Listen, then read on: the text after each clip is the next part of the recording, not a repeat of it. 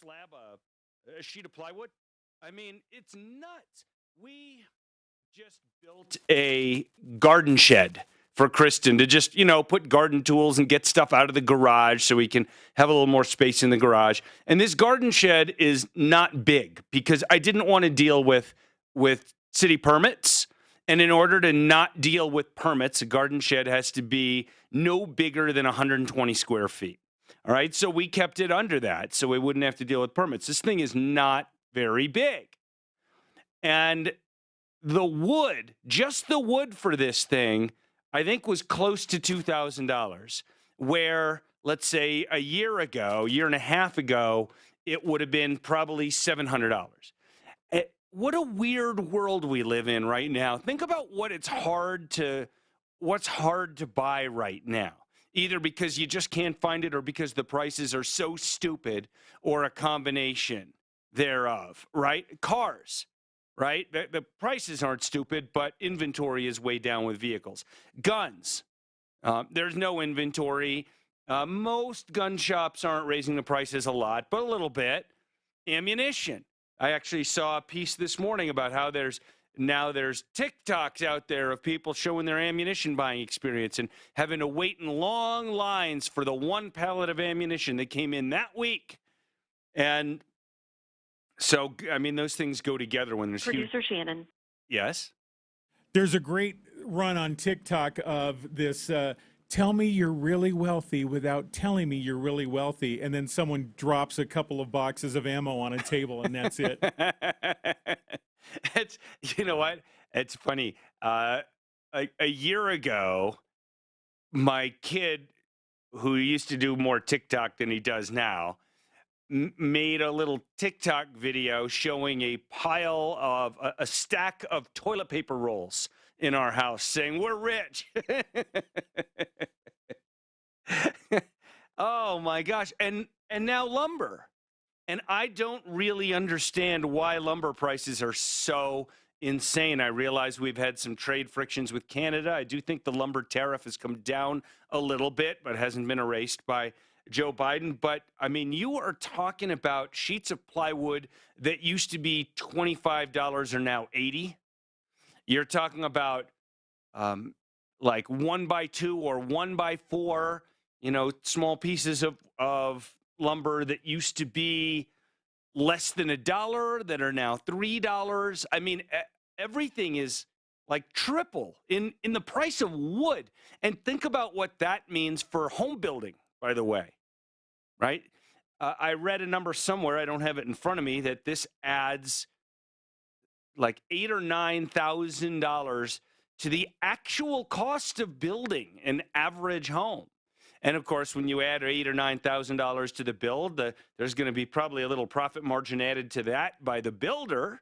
Maybe not massive, but still, you're probably talking about $15,000 more to build a home than it was before. And of course, homes that could be built compete with homes that are already built, right? In the data, they're called new homes versus existing home. There's a whole data series on this, existing home sales versus new home sales. And when it costs more to build a new home, that means there's less price competition on existing homes. So that allows the price of those to go up, even though you don't need more wood to build one. It's just how the market works. Anyway, I'm looking forward to talking to this dude because we're going to talk about lumber shortage and high pricing, and we're going to talk about the art of hybrid timber framing, which looks really cool. So let's do something different. A few days ago, and I'm trying to remember what was the context, Shannon, in which the topic of prostitution came up on this show. And I talked about why it should be legal. New York's and other states. Right. The district attorney of Manhattan saying that he was no longer going to prosecute prostitution or loitering for the purposes of prostitution. And I said, well, it should always have been legal. And I will just reemphasize for those who missed that conversation that on the one hand, I'm happy with the outcome, not prosecuting prostitution, but there are two things that I'm not happy with. Number one, he said he was going to continue to prosecute the customers, sometimes known by the term the Johns, when it's a guy, I guess. I don't know if a woman can be a John when a woman is seeking a prostitute, which I assume happens way less often than a guy seeking a prostitute. But he's going to continue to prosecute the customers.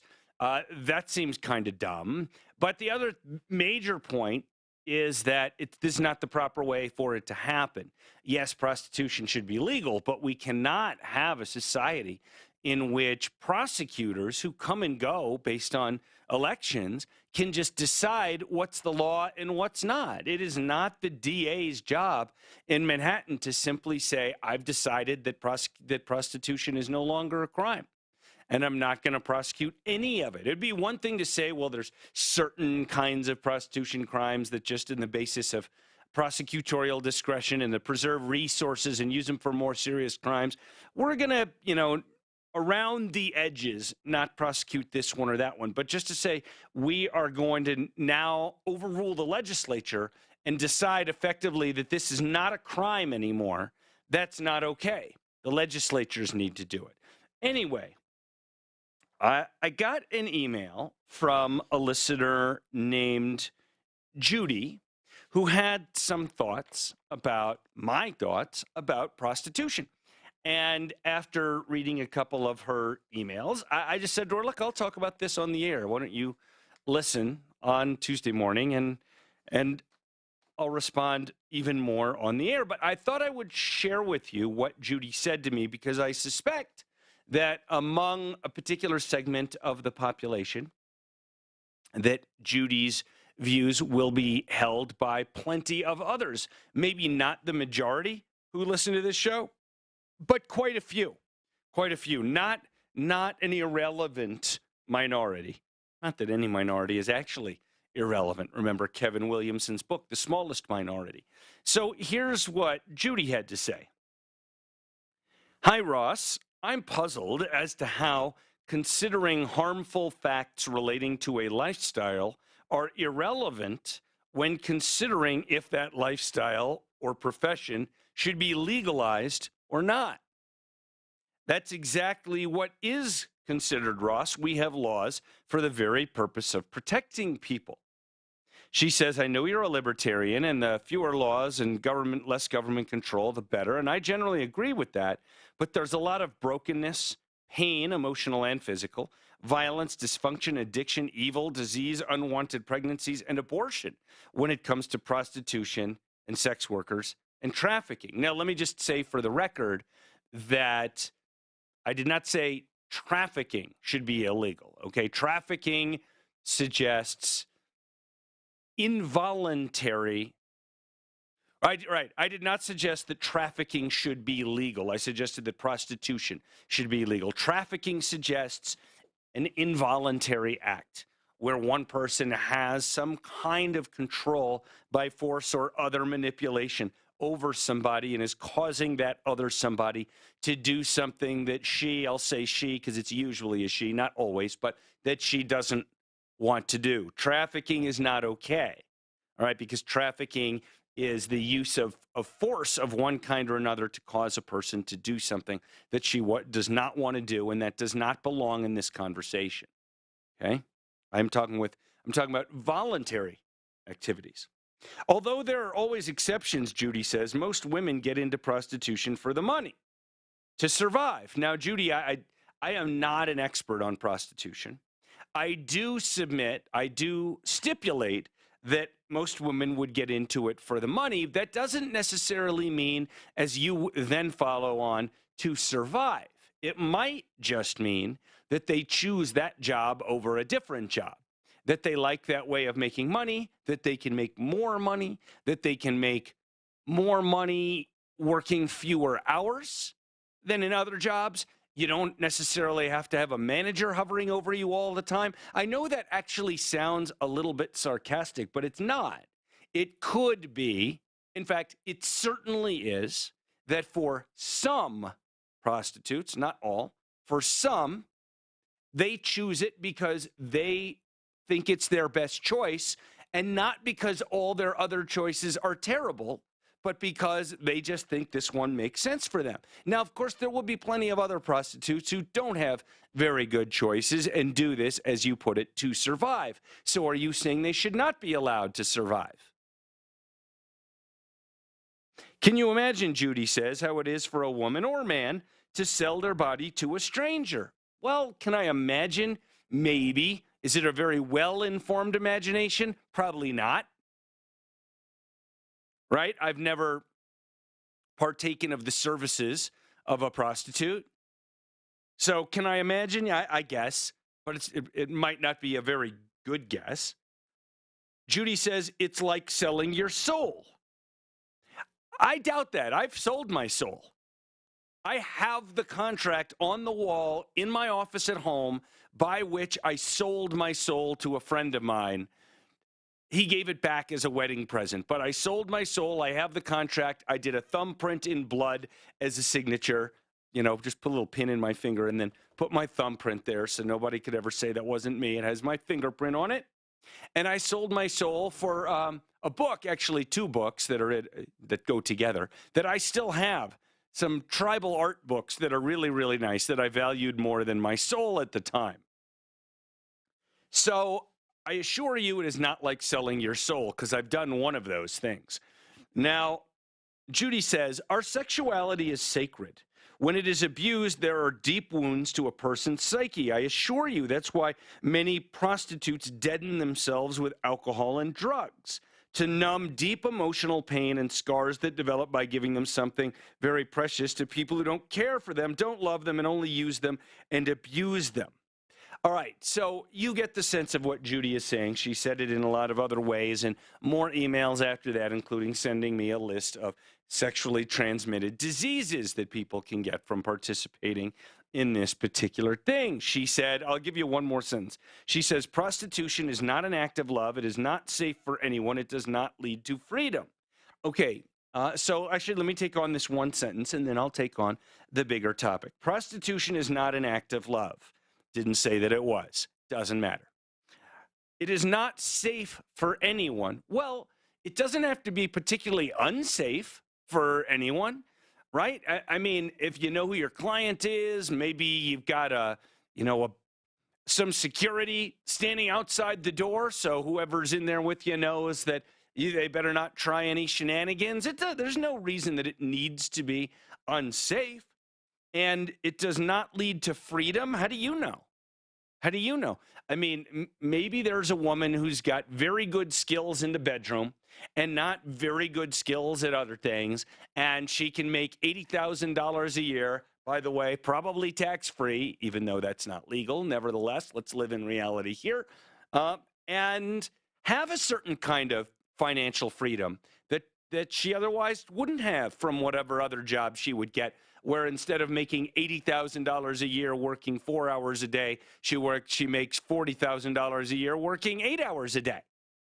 Does it lead to freedom? Maybe for some. But here's the point, and this is the point that I've said to Judy over and over. And by the way, I'd love to get your take by text at 57739. I would love to know, whether you think I'm right, whether you think Judy's right, who's right? Or you can email me at ross@khow.com. But I've said this to Judy over and over and over, and I think she doesn't quite understand. Oh, yeah, one of our recent guests was in a harem of the Sultan of Brunei, right? We didn't say that on the air, and I think we won't say now who the guest was. But in the past month, we had a guest on the show who was in a harem of a Middle Eastern sheikh, essentially, the Sultan of Brunei. And presumably she made an enormous amount of money doing that. Was that freedom for her? Yeah, probably was. Was it safe for her? Yeah, probably was. Is it an act of love? Probably not. So what? Okay, so I've said this to Judy repeatedly, and this is the point where there's just a massive difference between libertarians and non-libertarians. I understand absolutely everything that Judy has said to me about how, for some people, prostitution causes emotional harm or dysfunction or leads them to addiction or disease? And my answer to that, I want to be very careful. My answer is not, I don't care. My answer is, that is not a legitimate argument for making it illegal. And that is not the function of law. It is not the function of law to keep adult humans from making their own choices about voluntary interactions. By the way, I feel the same way about drug legalization, right? Drugs should be legal for adults and still very much illegal for children. But none of the stuff that Judy said to me is a legitimate argument for making something illegal. And Judy argues that we should be considering if a lifestyle or profession is harmful to the individual who engages in it when deciding when to legalize it or not. That's absolutely false. There are lots of jobs out there that come with risks. And we don't make them all illegal. Some of them we really, really need. Arguably, we need prostitution. If we didn't, it wouldn't be the oldest profession and so in demand. But it is not the job of law to protect a person from himself, in my conception of the law.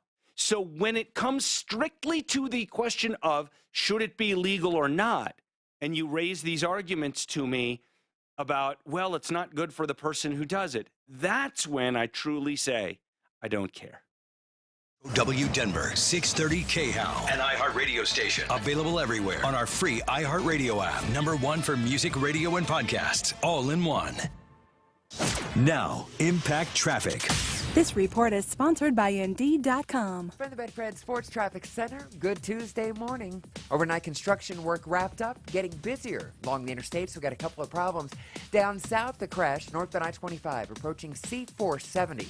That's starting to create a backup there, northbound I-25. A problem southbound I-25 at 84th Avenue, quickly cleared. I-25 looking good. Downtown at the Tech Center, drive about 10 minutes. A few more headlights on that 270 drive across Commerce City, about 7-8 minutes on that drive. Fox 31 pinpoint weather, cloudy skies today, high at 55. Rain showers and thunderstorms this afternoon. A rain-snow mix tonight. Right now, 52 degrees. Impacting your drive to work, Susan Phelan, 630 KHOW. With Indeed Instant Match, you can accelerate the hiring process. Just sponsor a job, and you'll get a list of quality candidates whose resumes on Indeed match your job description. Fast hiring, no speeding tickets. Visit Indeed.com/credit. So I'm sure you've seen hockey movies, and there are these funny scenes where a player will smile and he's missing a tooth or two or three, and it's kind of endearing when you're watching him, like Slapshot or something. But what about when you just, you go out to a bar or you're meeting some people and you're hanging out and, someone's talking and that person's missing a tooth. You think, I noticed that. It's kind of distracting. It's not the best look, but also what about for you, the person missing a tooth? Isn't it hard to eat everything you want? And do you feel just a little shy about, smiling in a family photo or going out on a date? Look, I'm not trying to make anyone feel bad.